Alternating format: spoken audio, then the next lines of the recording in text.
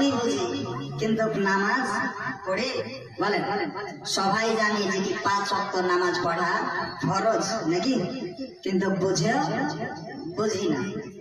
তাই আপনার শায়ের বলছে, তোমরা বোঝো কেন বোঝো না, আর ঈমান হলো মদিনা, লা ইলাহা ইল্লাল্লাহ, জোরে বলেন লা ইলাহা ইল্লাল্লাহ, লা ইলাহা ইল্লাল্লাহ,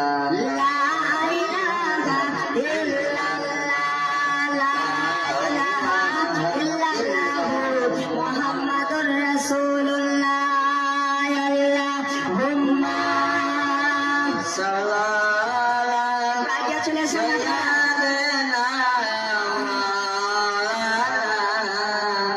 সাল্লাম, ওয়া আলা আলিহি সাইয়্যিদিনা মাওলানা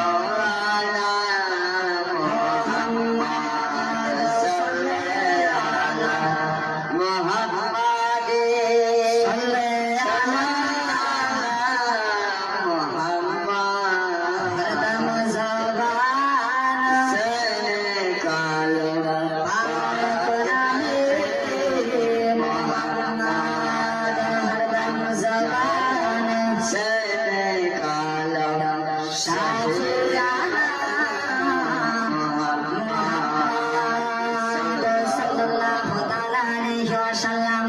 আল্লাহর নবীজিকে আপনার দেখলেন রায়ের ভিতর নবীজি, আর আজকে সামনেও নবীজিকে দেখতে পাই, তাহলে দুই জায়গাতে নবীকে দেখা গেল নাকি?